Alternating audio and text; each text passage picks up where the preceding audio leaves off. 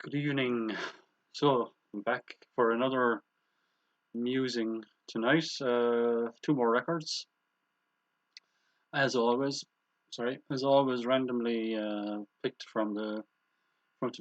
Oh yeah, when I talk about stacks of records, I have a very modest collection actually, compared to some people. I mean, there's a guy I know in Limerick, and my entire collection would fit in the corner of one shelf of his room full of records.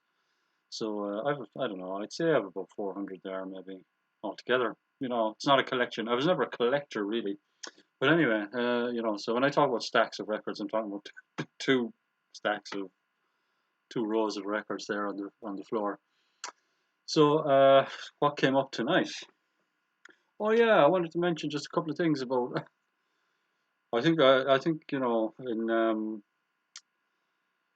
fairness, I should correct myself on a few things that I have said so far in my three previous musings.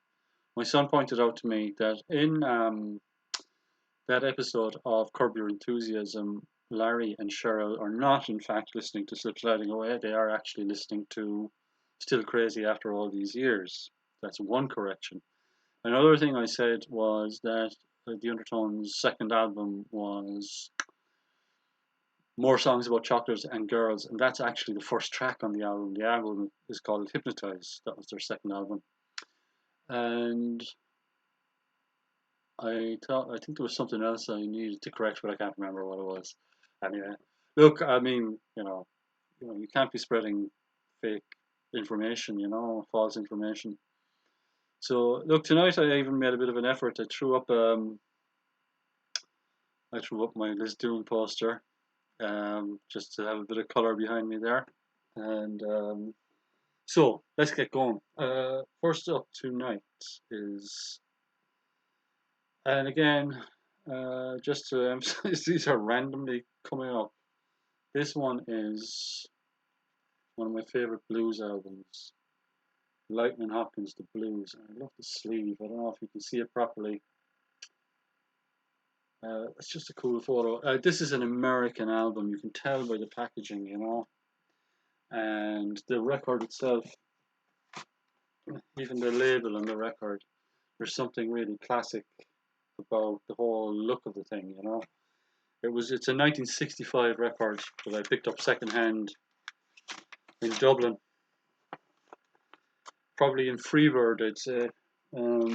Great record shop. So Lightning Hopkins. Actually, there's a bit of a connection there as well, because the last musings that I did was, of course, the Undertones and REM's Document album. And of course, on that album, there's a song called Lightning Hopkins. It's a great song too. But Lightning Hopkins, or Lightning, he's called Lightning on that, but he's kind of known as Lightning with the G dropped. Anyway, great country blues, and a great inspiration to a lot of people. Particularly think of Townes Van Zandt as somebody that had a great debt to Lightning Hopkins. This album is just an absolute beaut, and you'd be hard pressed to find a copy of it. I'd say I was very fortunate to come upon it. It was released in '65, as I said, but the recordings are actually from 1950 and '51, and just very minimalist, just Lightning and his guitar. Some of the later recordings, they added, they added a band and bass and drums anyway, and I don't think it suited his music at all, really. Which is why I took one of the songs off this. Mad as I Can Be, and I've done a YouTube video, and I'll put the link into the comments below.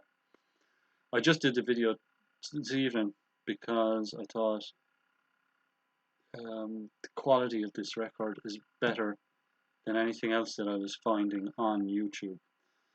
I didn't do a huge amount of research now. It was just I picked the two albums earlier, and I thought I would check to see, because people have been asking about the actual, people have asked me to put music into these, insert music into these.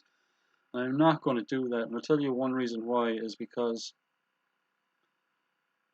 I really want this to be just myself chatting, you know what I mean? And I don't want it to become a production, you know? I mean, even putting the poster up, to me, I question myself as to whether to do that, you know, because I don't want to start feeling like I'm performing, you know? That's not the idea. I'm just taking a couple of my records and like as if you're sitting in the room with me, just saying, "Oh yeah, I love this album, and this is why I love this album," and I don't want to get, you know, I don't want to get fancy about it at all because then I'll start becoming self-conscious about it, and you know, it becomes a different thing then, doesn't it? You know. So that's the thinking behind keeping it very simple. But I might start putting links to videos maybe in the comments on YouTube. So yeah, Lightning Hopkins. If you don't know his music, Lightning is country blues, Texas blues. Texas blues. I don't want to get too technical, and I'm not capable of getting very technical anyway because I'm not, you know, an expert or anything. My tea has gone cold. But it seems to me that there's a kind of two strains of blues that made their way into rock and roll, and one is the Mississippi Delta blues, which would be Muddy Waters and Howlin' Wolf would be the primary exponents of that particular style. And then you have the Texas blues, with Blind Lemon Jefferson originally, and then Lightning. There's loads of other people, of course, you know, but I don't know. I can't, you know, I wouldn't know the names just to rattle them off now like this. But Lightning Hopkins, actually, Lightning Hopkins learned to play, or at least Blind Lemon gave him some instruction. That's the mythology anyway, or the history. And these sessions were recorded in New York in 1950 and 51. And Lightning, he didn't perform really until he was in his 30s, you know. And yeah, he just started just performing around in the mid 40s, and then these were recorded in the 50 and 51. Lovely, yeah. Well, to me, the difference between Mississippi and Jesus, the difference between Mississippi and Texas is that Mississippi was about rhythm and punch, you know, and drive, and Texas blues seem to be more about melody and notes, you know, and you'd hear the difference if you put on Robert Johnson, he's the Mississippi style, and then put on Lightning Hopkins, you'll see the difference immediately. Um, anyway, look, yeah, this is great, and as I say, I'm going to put that YouTube link into the comments. Yeah, beautiful country blues. That's Lightning Hopkins, the blues. You have to be very careful with blues stuff, actually. You know, in terms of what you pick up, because some of the packages that were put out were really bad. You know, especially those ones that came with free magazines. You know, free with the blues magazine or whatever. You know, multi-part magazine thing. Those flipping CDs that came with those. I heard the T-Bone Walker one, and it was an absolute disgrace what they put out there. Anyway, moving on to the next randomly selected record. Patti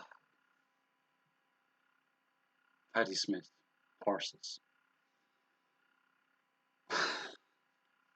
This is right up there, you know. This is just an amazing album. Regarded kind of as the first punk album. But the thing about Patti Smith, of course, was that she's a poet as much as she is, more than she's a musician, really, you know. And the idea was really to combine very simple rock, three chord stuff with her words. And man, did it work! You know, it's just a beautiful album. And there's a bit of a link there. You know, I was talking about Tom Verlaine the other night, and of course, Patti Smith was part of that New York scene that television were part of.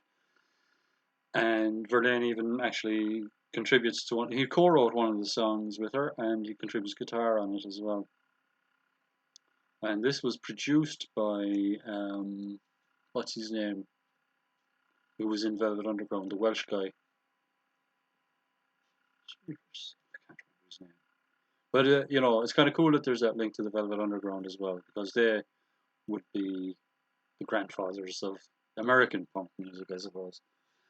And when you're talking about American punk music, I think a group that should always be mentioned as well as MC5, Detroit rockers, and yeah, great stuff, And this was all kind of this music in the mid to late '70s was all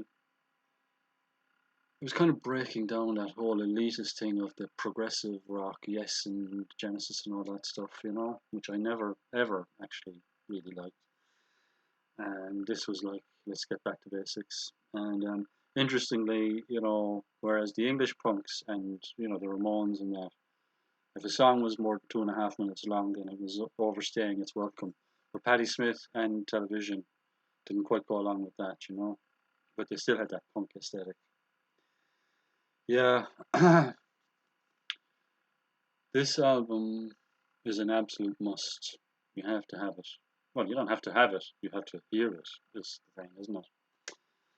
A beautiful record. Up there. Um, so yeah, of course the band I forgot to mention was talking about the New York punk scene was Talking Heads, and no doubt they'll come up at some at some point if I keep going with this. So yeah, so Lightning Hopkins tonight, the blues, yeah, and I'm putting up that link, and I might put up some more tracks of it if I get, if people kind of come back to me and say, yeah, I want more of that. All right, so those are two fantastic albums, really, and I mean, Horses, don't live the rest of your life without hearing it. And again, like with Berlin and Television, you might, it's possible that it won't suit you, and that'll be okay.